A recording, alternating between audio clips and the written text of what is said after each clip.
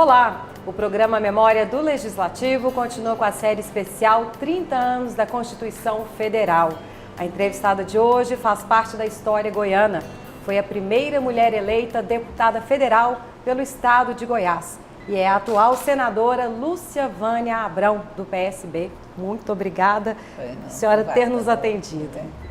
E quem vai nos ajudar nesta roda de entrevista é o professor da Universidade Federal de Goiás, professor Robert Bonifácio, doutor em Ciência Política. Obrigada, Robert. Obrigado a você, Luciana, pelo convite. Obrigada a vocês dois por nos atenderem.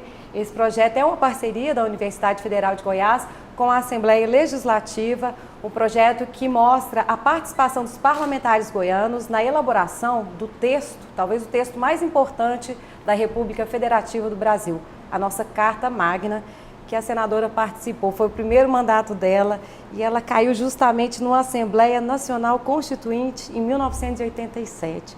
Como foi participar desse período de efervescência política, de transição, né, senadora, de 20 anos de regime militar para um regime democrático? Bem, era um momento muito especial no país. Havia toda uma movimentação no sentido de exercitar a recém-conquistada liberdade. Os grupos se organizavam, iam para o Congresso Nacional, pressionavam, faziam festa. Era realmente um momento ímpar que nós vivemos no Congresso Nacional. E o importante é que, ao elaborar a Constituição, o presidente da Assembleia Nacional Constituinte, que era Ulisses Guimarães, ele preferiu que a gente fizesse um texto aberto, não havia um texto guia, nós tínhamos que ir fazendo capítulo por capítulo e cada vez que elaborava um artigo qualquer da Constituição, a gente submetia aquilo àqueles movimentos organizados. Era realmente um momento assim de muita euforia, de muito trabalho e de reconquista, né, dessa liberdade que foi caracterizada pela Constituição. E foi Constituição cidadã mesmo, a senhora acha que foi? Não tenho dúvida. É claro que a Constituição ela ficou um pouco prolixa, ela detalhista, mas era fruto da circunstância daquele momento. Não havia forma de fazer uma coisa mais concisa num momento de tanta euforia, num momento de tantas reivindicações que estavam reprimidas. Então, na verdade, ela é muito detalhista, ela sofreu já várias modificações, mas ela não tenho dúvida de que ela seja, sim, uma Constituição cidadã. Bom, e a senhora fazia parte, ali eram só 26 mulheres, né? Como é que era participar no momento histórico e no ambiente, a gente pode dizer, machista, né? Apesar que não houve nenhum episódio, assim, pelo menos nos relatos de machismo, mas eram só 26 mulheres no meio de mais de 300 homens, né, constituintes. Vocês eram ouvidas? Como é que era essa receptividade? Bom, na verdade, o número de mulheres era inusitado, porque o Congresso Nacional nunca tinha tido um volume tão grande de mulheres, apesar de ser ainda muito poucas, sermos muito poucos ainda. Na verdade, esse machismo se caracterizava lá em todos os momentos. Em princípio, do batom, né? Falaram, né? Em princípio, eles não queriam saber o que a gente pensava, quais eram as ideias que a gente havia levado para lá, os compromissos. Eles queriam saber das roupas, dos penteados e ficavam buscando uma musa da Constituinte. Mas, na verdade, a gente teve um respaldo muito grande dos movimentos feministas que se organizaram em todo o país e se fazia presente de forma muito intensa. E esse movimento feminista que resultou na Carta das Mulheres aos Constituintes, ao povo brasileiro, ela serviu de guia e, inclusive, de unidade das 26 mulheres que tinham trajetórias diferentes, tinha visão de mundo também diferente, então era muito difícil essa articulação. Mas essa carta elaborada pelas feministas do país inteiro, fruto de muitos debates, fruto de muitas reivindicações que vinham se arrastando ao longo do tempo, ela serviu de unidade entre essas 26 mulheres e nós conseguimos algumas conquistas muito importantes. A primeira delas foi quando a gente conseguiu alterar o artigo 5º, inciso 1º da Constituição, colocando que homens e mulheres são iguais perante a lei. Esse foi o primeiro avanço e, a partir daí, nos direitos individuais, a gente conseguiu mudar muito e essas mudanças refletem hoje no comportamento que a sociedade tem buscado aprimorar ou pelo menos aceitar, quebrar um pouco o preconceito. Senadora, é justamente isso que eu queria perguntar para você. Bem, você é legisladora há muito tempo, né, como deputada, senadora, e você pensa que no que tange essa questão feminina das mulheres, você acha que falta ainda garantir alguns direitos ou o que falta para nós é um costume, a efetividade das leis que já existem dessa questão feminina? Eu acho que em relação à legislação, nós avançamos muito. Avançamos a ponto na questão da violência, elaborar uma lei que é considerada uma das melhores do mundo em relação à violência contra a mulher. Avançamos muito na relação do cônjuge no casamento, né? Essa relação ela foi consolidada no Código Civil, avançamos bastante. Eu acho que em todos os setores a gente conseguiu avançar. O que eu acredito que ainda existe é o preconceito, é a cultura que nós temos, né? Essa cultura machista, ela está impregnada na sociedade e é muito difícil você eliminar isso da noite para o dia.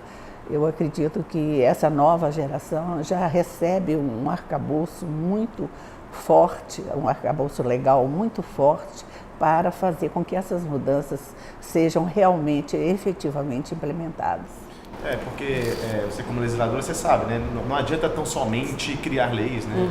Ser aplicado, né? Tem que aplicar as leis e a cultura ser transformada aos poucos, né? Eu queria saber a opinião da senhora, por exemplo, sobre você até acabou de citar a Lei da Maria da Penha, né? Você acha que também é um marco nessa questão da igualdade entre mulheres e homens? Eu não tenho dúvida. Agora, ela ainda não surtiu o efeito que a gente imaginava que teria, que seria muito mais rápido. Isso porque o próprio Poder Judiciário e a instituição policial, ela muitas vezes por cultura, por conservar essa cultura machista, a interpretação que eles dão é sempre interpretações que não favorecem, que não vêm ao encontro do espírito da lei. Nós temos muita dificuldade com alguns juízes que não aceitam, não interpretam como deveriam, e alguns policiais que, ao receber a denúncia, muitas vezes fazem chacota, muitas vezes recebem isso de forma muito informal.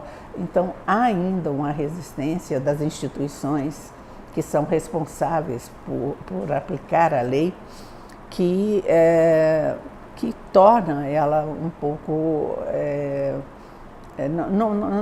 faz com que a lei não responda aquilo que a gente esperava dela. Essas ações protetivas, elas são relegadas, muitas vezes até essa dificuldade de estabelecer essas ações faz com que o crime venha a se efetivar, né? E isso se dá muito em função dessa dificuldade que o Poder Judiciário tem em interpretar a lei como ela deve ser feita. Eu ia até perguntar à senhora, porque a questão, a Constituição, como ela é grande, né, o texto grande, prolixo, ela dá várias margens, né, de interpretação.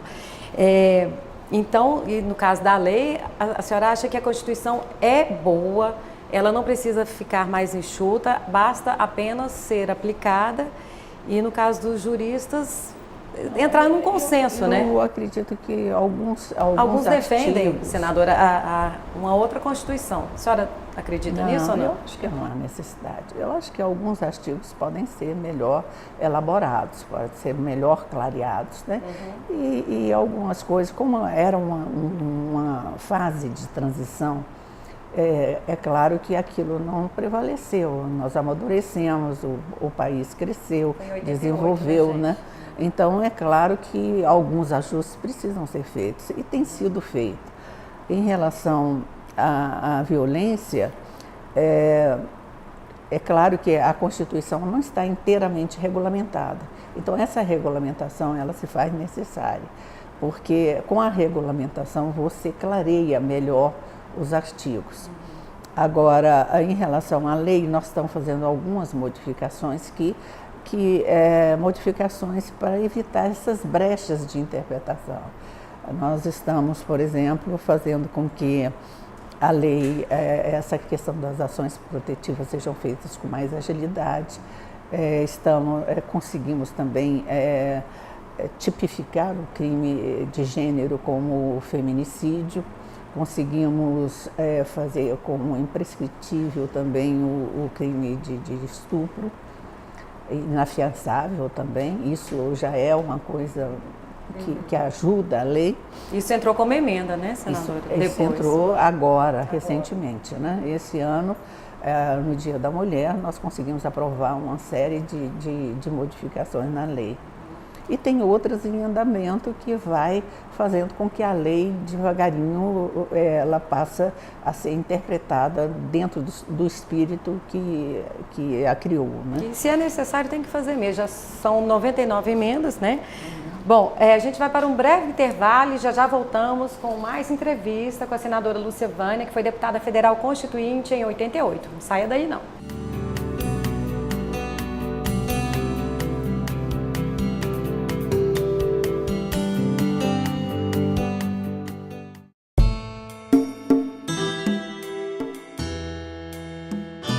O tráfico de drogas é crime hediondo, uma ação cruel e desumana.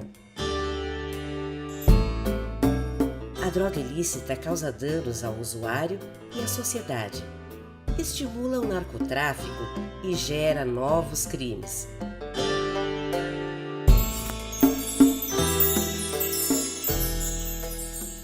Cometer o crime, mesmo que seja pela primeira vez, não diminui a gravidade do delito e não impede a aplicação das penalidades previstas.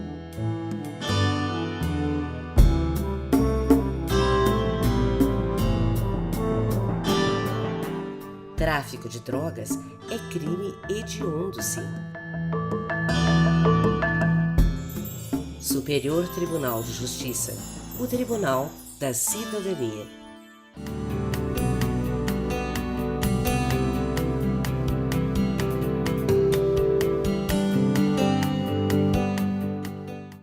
O programa Memória do Legislativo volta com a série especial 30 anos da Constituição Federal. Hoje estamos recebendo a senadora Lúcia Vânia, do PSB, presidente regional do PSB, que está contando aqui um pouco da participação dela nesse momento importante da história. Ela foi deputada federal constituinte e também está aqui conosco o professor Robert Bonifácio, professor da Universidade Federal de Goiás, doutor em ciência política, ajudando aqui a tirar, né, da senadora, né, Robert, esse momento. O que eu ia perguntar para a senhora é o seguinte: a senhora foi titular da Subcomissão dos Direitos e Garantias Individuais, da Comissão da Soberania dos Direitos e Garantias do Homem e da Mulher, suplente da Subcomissão dos Negros, Populações Indígenas, Pessoas Deficientes e Minorias e ainda suplente da Comissão da Ordem Social. Ufa, né? Muita coisa. O que eu ia mudar? Hoje, quando a senhora vê a Constituição, né, que a senhora participou disso aqui tudo, né, da elaboração desses textos, porque, de acordo com Ulisses Guimarães, era a Constituição cidadã que ouviu, até as prostitutas na época, né, procuraram ali o Congresso. A senhora mudaria alguma coisa? Olha, mudanças eu acho que tem que ser feita mudanças pontuais, não na essência. Eu acho que a essência, a carta é uma carta que nos guia de forma correta. Às vezes as pessoas criticam muito, mas não vê o avanço que nós tivemos. Se você vê até antes da Constituição, a questão da igualdade racial era praticamente, não se falava nisso. Era uma coisa meio escondida, velada, né? De repente a gente trouxe isso para a luz do dia e essa igualdade racial ela tem avançado, rompendo essa cultura secular que nós temos. E hoje a gente já tem uma visão correta dessa situação. E através dela já vieram políticas afirmativas que ajudaram a superar essa dificuldade. A mesma coisa com outros pontos que mudou inteiramente o comportamento da sociedade. Essa relação homem-mulher, ela avançou bastante. Se você visse antes da Constituição e após a Constituição, você vê que essa relação hoje é uma relação muito mais próxima da igualdade do que há 30 anos atrás. Então, na verdade, esse arcabouço legal, ele só efetiva realmente à medida que a sociedade vai amadurecendo, vai discutindo. E como eu disse para você, nós vivíamos uma fase de transição. Essa fase de transição, é claro que muitas das coisas, muitas das ideias eram exacerbadas, porque a sociedade estava com tudo engasgado, queria botar tudo para fora, queria discutir todos os assuntos, queria que tudo ficasse na carta. E a gente tinha que ir conciliando isso. Então, por ser uma fase de transição, é que ela se tornou uma carta hoje muito criticada, porque diz que é muito detalhista, que gera várias interpretações. Ela tem esses defeitos, mas eu acredito que na essência ela ajudou muito a sociedade a avançar na questão de comportamento principalmente. Senadora, ainda nessa questão de direitos humanos, né, nós já conversamos aqui a respeito da questão da mulher, questão racial, mas tem algumas questões ainda que, em termos de legislação, são pouco avançadas, né? Que é a questão homossexual e a questão do aborto, né? A senhora, que é legisladora há muito tempo, na sua visão, por que isso ainda são, vamos falar assim, tabus, né? Para serem discutidos em termos políticos, né? Em mudança de legislação? E o que a senhora pensa a respeito dessas questões? Em relação ao aborto, nós temos o papel da igreja, que é muito forte e exerce uma influência muito grande dentro do Congresso Nacional. Mesmo sendo o aborto hoje uma questão de saúde pública, há uma intervenção muito forte da igreja que impede o avanço, pelo menos da descriminalização dele, que seria já um avanço em relação à saúde pública. É claro que o conceito em si de direito à vida, isso é uma coisa muito pessoal, né? Eu, pessoalmente, acho que o aborto não deixa de ser uma mutilação física e psíquica da mulher. Mas, em se tratando de uma questão de saúde pública, a gente tem que avançar um pouco mais. Em relação às relações homoafetivas, ela tem também um preconceito machista impregnado nisso muito forte. A gente tem tido muitas dificuldades em elaborar alguma coisa que signifique avanço. O avanço maior se deu pelo Supremo, não pelo Congresso Nacional, né? O Supremo, pelo menos, reconheceu a união civil. Agora, a igreja também tem, tanto a católica quanto a evangélica, ela tem um poder muito forte dentro do Congresso Nacional para esses dois temas. Talvez esses dois temas que você levanta são os mais difíceis de romper, porque todos os dois estão impregnados muito essa questão machista, né, que a gente não eliminou inteiramente, mesmo com o avanço da mulher na sociedade.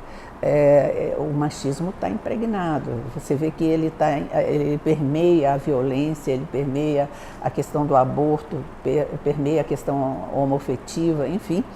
É o machismo uma chaga que nós temos que eliminar ao longo do tempo. E acaba dificultando, né? Senador, à época da Constituinte, o governador era o Henrique Santilo. Havia alguma orientação nesse sentido para a bancada goiana, né, com relação à apresentação de emendas para Goiás? O governador Henrique Santilo era um democrata, né? Ele nunca iria interferir num voto de um parlamentar. Isso não seria nunca do estilo dele.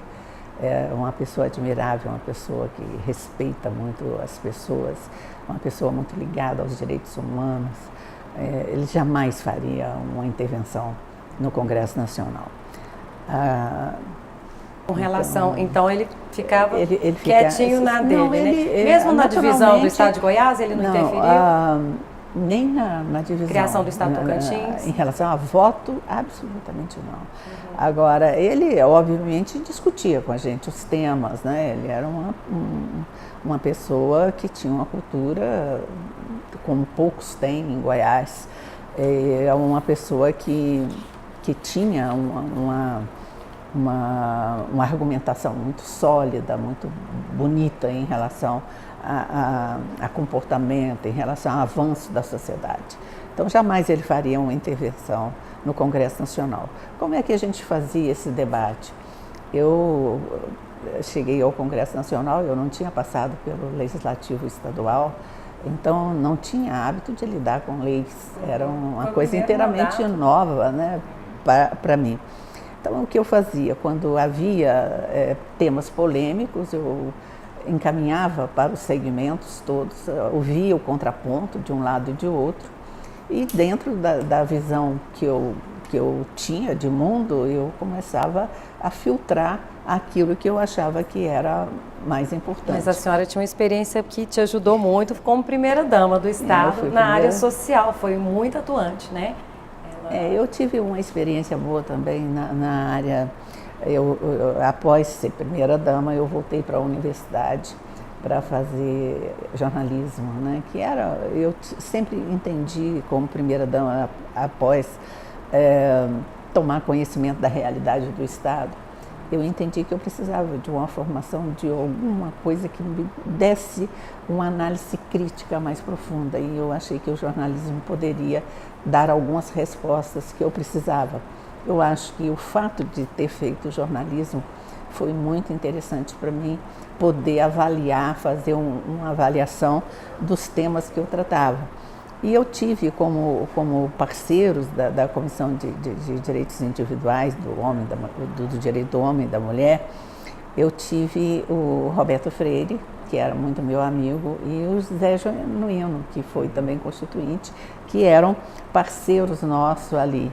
E eram homens de mente muito aberta, muito mais avançados do que aqueles com os quais a gente convivia aqui no estado de Goiás. E eu considero o Roberto Freire uma das pessoas que mais um parlamentar que muito pôde me ajudar a compreender toda essa relação humana que nós temos que entender para poder avançar. E Mário Covas? Como é que era a relação com Mário Covas? Também foi uma relação muito boa, porque Mário Covas era um homem muito correto, um bom orador, um orador brilhante e um homem de posições muito definidas, né? Então, foi muito interessante, porque foi ali da Constituinte que surgiu essa divisão do PMDB em PSDB. E foi essa presença do Mário Covas no Congresso Nacional, o convívio com ele, que me levou a optar, depois da Constituinte, a optar pelo partido PSDB. Porque o Mário Covas era tudo que a gente imaginava de um homem, primeiro que tinha uma visão moderna, mas é um homem de posições muito claras e muito definidas. Bom, e eu vou lembrar algumas coisas aqui que a senhora votou a favor e contra e saber se mudou a opinião. Pode ser? Pode. Vamos lá. A senhora votou contra rompimento das relações diplomáticas com países que praticassem políticas de discriminação racial, a pena de morte, a nacionalização do subsolo, que mais aqui importante, o limite de 12%, né, de juros ao ano, o presidencialismo, né, a senhora votou contra o presidencialismo, legalização do jogo do bicho, jornada semanal de 40 horas e a demissão sem justa causa. Ainda pensa assim? É a favor do parlamentarismo ainda? A favor do parlamentarismo, mais do que nunca. Engraçado que ficou o parlamentarismo, o esqueleto ficou do parlamentarismo e o presidencialismo que passou, Eu acho que se né? nós tivéssemos o parlamentarismo, nós não estaríamos enfrentando essa crise que estamos enfrentando hoje. É justamente isso, senador, que eu ia te perguntar, né? Uma grande coisa, como cientista político, quero ouvir a opinião da senhora a respeito disso. Porque critica-se muito hoje, né, especialmente após o impeachment da ex-presidente Dilma, né, essa questão se o presidencialismo é capaz de assegurar a estabilidade política, esse presidencialismo de coalizão com muitos partidos, são 32 partidos, se não me engano, no Congresso Nacional. Se a senhora pudesse mudar, numa canetada, o sistema de governo no Brasil, como a senhora agiria? Eu faria o parlamentarismo, porque, na verdade, esse presidencialismo de coalizão, e que hoje é um semi-presidencialismo, como o presidente Temer gosta de chamar, eu acho um desserviço ao país, porque é um presidencialismo que está assentado na troca de favores. Isso não pode continuar. E o parlamentarismo, você demite, afasta o primeiro-ministro e a vida continua. Eu acho que todos os países civilizados do mundo adotam esse sistema de governo porque você evita arrastar uma crise como essa que nós estamos arrastando há mais de 4 anos. A saída da Dilma, né? Que demorou. Isso, né? Poderia ter sido resolvido. Você veja, caça a chapa e faz essa contradição aí do Poder Judiciário, que você não sabe onde é que o Supremo vai, onde é que não vai. E tem hora que o Supremo legisla no lugar do Congresso Nacional, o Congresso Nacional não se entende com o Judiciário não se entende com o Executivo. Então, essa crise poderia ser inteiramente evitada se nós tivéssemos o parlamentarismo. Simplificar, né, gente? Porque do jeito que está, tudo muito burocrático. Bom, a gente vai para um breve intervalo e já voltamos com mais 30 anos da Constituição Federal com a senadora Lúcia Vânia.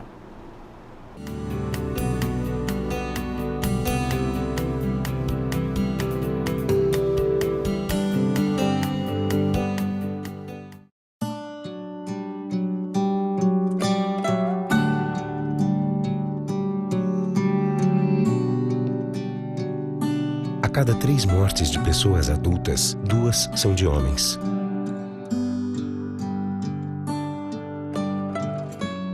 A cada 5 pessoas que morrem entre 20 e 30 anos, 4 são homens.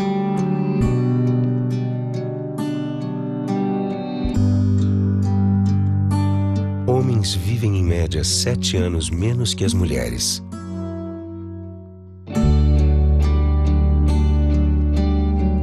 Sabe por quê? Porque o homem não cuida da própria saúde. Homem que se cuida não perde o melhor da vida. Política Nacional da Saúde do Homem.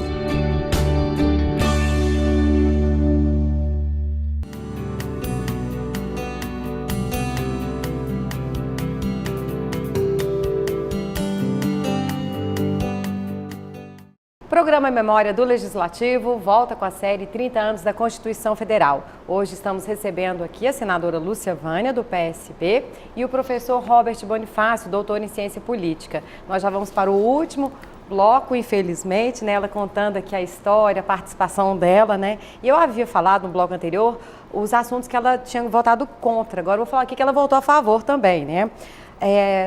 Do aborto, ela votou a favor da descriminalização do aborto, da soberania popular, do voto aos 16 anos, né, para a época, pensa, né, do mandato de 5 anos para o José Sarney, que a gente vai tocar nesse assunto também, da limitação dos encargos da dívida externa, que é mais do turno ininterrupto de 6 horas, né, que na época eram só os de 8 horas, e outros aqui da anistia aos pequenos e microempresários. A senhora ainda pensa igual? Como é que é? Igual. Mudou nada? Em relação ao aborto, eu tenho que dizer que eu pessoalmente sou contra. Acho que o aborto é uma mutilação física e psíquica da mulher. Porém, nós temos aí um problema muito sério de saúde pública. A mulher que tem condições, ela vai numa clínica, faz o aborto com toda a segurança. A mulher pobre que não tem condições, ela força esse aborto e acaba perdendo a vida. Isso é uma coisa muito séria e que a cada ano nós temos mais morte de mulheres em relação a esse aborto feito de forma errada, de forma sem os cuidados necessários. Então é preciso que haja uma explicação, uma informação mais segura para a maioria das mulheres, acesso mais fácil aos meios contraceptivos, enfim. É preciso que a gente abra essa discussão. Que não seja um assunto proibido. Que não seja um assunto proibido, um assunto que não seja debatido nas escolas, com um grupo de jovens, porque o aborto é a última situação que nós devemos buscar numa dificuldade dessa. Porque ele é muito ruim para a mulher. Mulher nenhuma faz aborto porque quer. Então é preciso que a gente tenha em mente isso e busque os caminhos corretos. Agora, criminalizar essa mulher, você está criminalizando apenas a mulher que não tem recurso, porque a outra faz isso sem nenhuma repercussão. E não paga nenhum preço por isso. Então, eu acho que é uma questão que precisa ser amplamente debatida. Ela não pode ser restrita a quatro paredes, ela tem que ir para a rua para ser discutida, para mostrar para essa juventude que o aborto é a última coisa que se pode pensar em fazer, porque não é bom para a mulher. E acontece, não adianta esconder, porque acontece todos os dias, a todos os momentos. Todo dia, toda hora. Senadora, durante a Constituinte aconteceu o mais grave acidente radiológico, do mundo aqui, com o Césio 137, a senhora estava lá. Quem estava viajando sofreu preconceito, o que se debateu na Câmara sobre isso? Como foi a reação? Depois teve a CPI nuclear, também, que a senhora participou, depois de muitos anos. Como é que foi? Isso talvez tenha sido o episódio mais difícil que o Estado de Goiás enfrentou. Porque foi um acidente terrível que mutilou vidas, E, aliás, essas pessoas ainda carregam essa chaga. Em 87, Ainda carregam essa chaga até hoje. Mas, além de perda de vidas que nós tivemos, crianças, por um descuido, por uma falta de informação, que é uma coisa terrível. E, além disso, nós tivemos também uma dificuldade muito grande na área econômica, porque ninguém queria produtos produzidos aqui em Goiás. Isso discriminou enormemente o Estado, foi uma fase extremamente difícil. E o então governador Henrique Santilo sofreu muitas consequências desse desastre.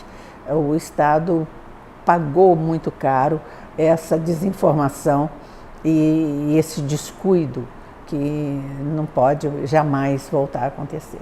Vocês só sentiram ali, o preconceito. Senadora, bem, imagina, eu sou um mineiro, eu brinco que eu sou um goianeiro, um mineiro que mudou para Goiânia e adoro Goiás, mas embora esteja aqui há pouco tempo, pesquiso sobre a história política, a história econômica do Estado, E Goiás mudou muito em 30 anos, em termos de população, tem aumentado 1 milhão de habitantes por década, desde a década de 90, e a economia tem se modernizado, embora ainda com a base agrícola. O que a senhora pensa que hoje, 2018, quais são os maiores desafios para se pensar, para se legislar sobre o Estado de Goiás? Olha, nós tivemos avanços substanciais na área econômica no Estado de Goiás. Essa questão dos incentivos fiscais atraíram para cá empresas que a gente jamais poderia imaginar que o estado de Goiás até então pudesse avançar nessa direção, como as montadoras, né? Mitsubishi, Hyundai, Suzuki e tantas outras. O agronegócio tomou um volume espetacular. A nossa agricultura avançou, sob o ponto de vista tecnológico, como os países mais avançados do mundo. E, na verdade, nós temos hoje os olhos do mundo voltados para cá, principalmente para a agricultura e pecuária e o agronegócio de maneira geral. O que nós ainda precisamos com muita força é de uma infraestrutura na área de energia, que agora eu acho que talvez com a privatização da CELG nós possamos ter um investimento mais expressivo nessa área. Essa área é hoje caótica no estado.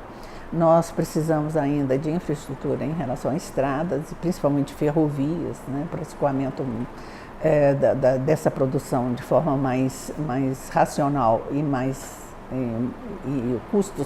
custos mais baixos.